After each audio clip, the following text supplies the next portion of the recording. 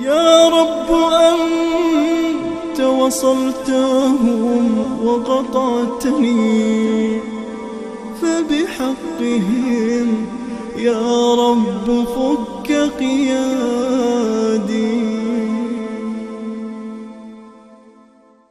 الحمد لله والصلاة والسلام على رسول الله محمد بن عبد الله وعلى آله وصحبه ومن والاه.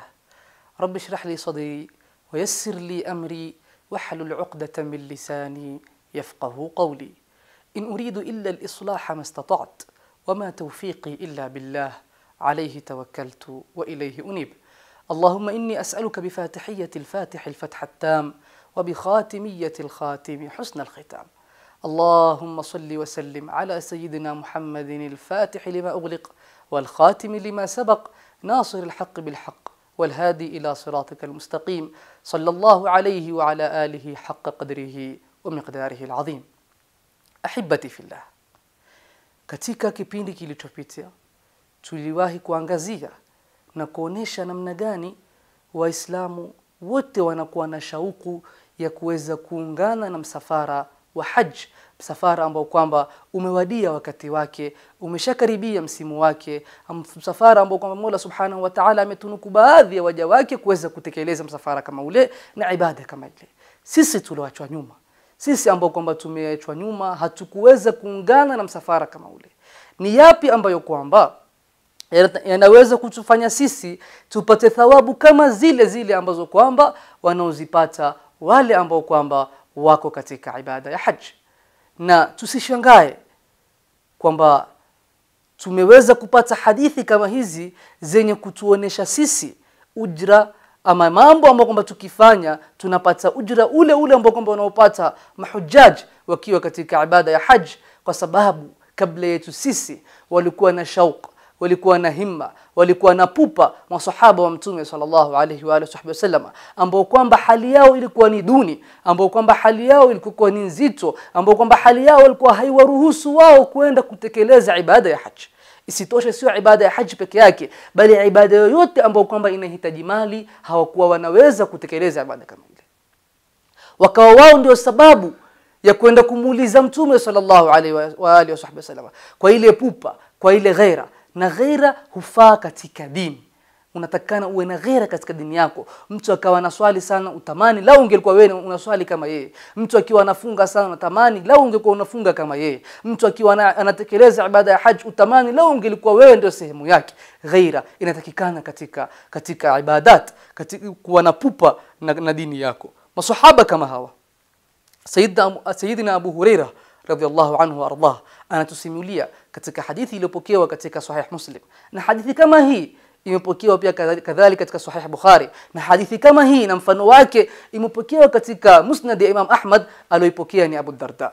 Hapa katika Sahih Muslim aliyopokea ambaye kwamba ni Sayyidina Abu Huraira atusimulia hadithi kama hii, asema kunna au kana fuqara'ul muhajirin, walikuwa wale mafukara wa muhajirin, wale walogura kwenda katika mji wa Madina, wale mafukara wao, wale ambao kwamba hawana pesa, wale ambao kwamba ni madhaifu, walikuwa wamekwenda kwa Mtume sallallahu alayhi wa alihi wasallam, wakamwambia ya Rasulullah, dhahaba ahlu ad-duthuri bid-darajat al-ula wa bin-na'im al-muqim, wameenda wale wenye pesa, wale wenye uwezo kwa zile daraja za juu, wamepata zile daraja kubwa na zile neema ambazo kwamba Mola Subhanahu wa Ta'ala amewaneemesha nazo, yani wameweza kupata thawabu za hali ya juu kwa ajili ya kwamba wana pesa. Wakawa wanamshtakia Mtume sallallahu alaihi wasallam kwamba wao hawawezi kuwafikia wale kidaraja, hawawezi kuwafikia wale kithawabu kwa sababu wale wana pesa. Angalia ghaira, angalia pupa katika dini ambao kwamba walikuwa nao masahaba ridwanullahi alaihim ajma'in. Akawa walikuwa wanamueleza Mtume sallallahu alaihi wasallam, wakawa wanamwambia Mtume, yusalluna kama nusalli ya Rasulullah, hao wenye pesa wanaswali kama vile sisi twaswali, wayasumuna kama nasum, wanafunga kama vile sisi tufunga, wayatasaddaquna wala natasaddaq, wao hutoa sadaqa na sisi hatuwezi kutoa sadaqa ya Rasulullah, hatuna. Wayatiquna wala na'tiq, wao huacha shingo huru na sisi hatuwezi kuacha shingo huru, hatuna. Mwisho akawa anasema ya Rasulullah, wayahujuna wala nahujj, wanaweza kutekeleza ibada ya haji ya Rasulullah, wanaweza kwamba wanaweza uwezo wa kwenda kutekeleza ibada ya haji, na sisi hatuwezi, hatuna pesa, hatuna mali, hatuna uwezo ya Rasulullah, tumewachwa nyuma. Ni vipi tutaweza kupata thawabu kama vile wao wanapata? Ni vipi tunaweza kupata ujira kama vile wao wanapata ya Rasulullah? Mtume sallallahu alayhi wa sallam, kwa kuona ile pupa ya masahaba zake, kwa kuona ile hamu ya masahaba zake, kwa kutaka kuwashirikisha masahaba katika ujira kama huno, akawaambia, ala adullukum ala shay'in idha fa'altumuhu adraktum man sabaqakum wa sabaqtum man kana ba'dakum.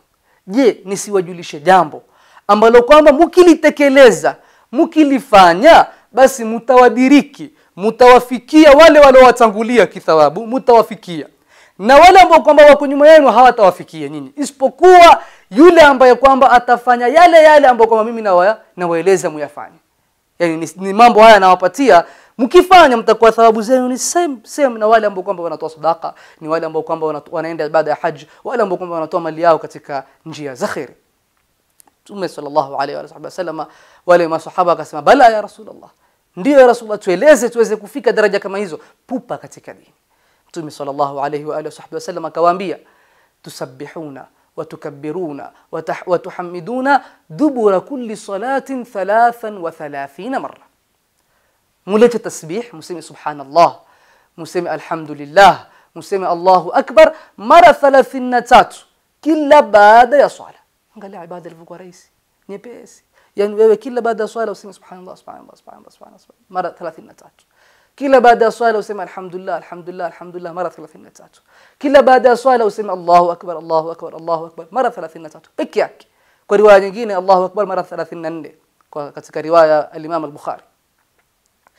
Ibada ndogo, uwezo mdogo, mambo machache ambayo kwamba lao mungaliyafanya basi mungelikuwa nyinyi thawabu zenu ni kama za wale wenye pesa wanatoa sadaka, ni kama za wale wenye pesa wanakwenda haji, ni kama za wale wenye pesa wanafanya kila aina ya khairat. Ibada ndogo. Wengi wetu tughafilika, wengi wetu mtutomona akimaliza assalamu alaykum wa rahmatullah, assalamu alaykum wa rahmatullah, moja kwa moja mbio atakutoka. Wenda wapi? Umetekeleza kazi ambayo kwa Mola amekutaka utekeleze. Subiri ujira wa Mola akupatie. Muombe Mola subhanahu wa ta'ala khairat zake. Hakuna wakati katika nyakati tukufu zinazotakabaliwa dua kama baada ya swala. Ni nyakati mtukufu ambayo kwamba nyakati tukufu ambayo kwamba mtu dua yake hutakabaliwa. Wewe unakimbia akhi fillah, uenda wapi? Mtume anatufundisha ibada ndogo. Subhanallah subhanallah subhanallah mara 33. Alhamdulillah alhamdulillah alhamdulillah mara 33. Allahu akbar Allahu akbar Allahu akbar mara 33. Kufanya vile unakuwa na wewe unapata, ndugu yangu Muislamu, mimi na wewe tunapata thawabu kama zile ambazo kwamba wale wenye pesa wameweza kwenda kufanya haji, wale wenye pesa wameweza kutoa sadaka. Mtume sallallahu alayhi wasallam baada hapo masahaba wakawa wanafanya ibada kama ile ama adhkar kama zile wakawa wanazileta. Moja kwa moja masahaba wengine wale wenye pesa sasa wakawa nao pia wamepata habari kama hizi, wakasikia kwamba kunatakana uradi kama huu baada ya swala uletwe. Wakawa nao pia wanazileta, wakawa nao pia wanasema subhanallah, wanasema alhamdulillah, wanasema Allahu akbar mara 33. Basi wale mafukara likawakera lile kwamba hawa tutawashinda vipi ikiwa huku kwenye pesa sawa, ikiwa sasa tena kuja kuingilia kwenye uradi wetu, sasa kwenye zile adhkari tuzileta tuwashifike wao mkosana wao pia kuzileta.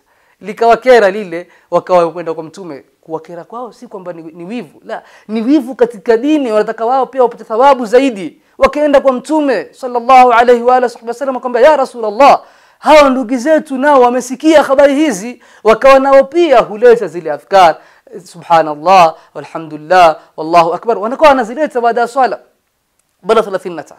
Mtume sallallahu alayhi wasallam akasema baada hapo sasa, dhalika fadlullahi yu'tihi man yasha. Hiyo ni fadla ya Mungu subhanahu wa ta'ala, humpa atakaye. Yani zile pesa kwamba amepata uwezo kama ule ni fadla, na si kila mwenye pesa hufanya auradi kama zile, na si kila usokuwa na pesa pia hufanya. Umuhimu wa mambo kama haya ni kwamba uwe na pupa, uwe na nia ya kuweza kufika daraja ya juu katika dini, uwe na nia ya kuweza kuwa karibu na Mola wako subhanahu wa ta'ala, na Mola subhanahu wa ta'ala atakubeba kwa nia yako. Ndipo pale wanazuoni wanatuambia niyatul mu'mini khairun min amalihi. Ili tufahamu hadithi kama hii, tufuatilie kipindi kinachofuatia tuweze kupata maelezo ya wazi kabisa katika hadithi kama hii. Wassalamu alaikum wa rahmatullahi wa barakatuh.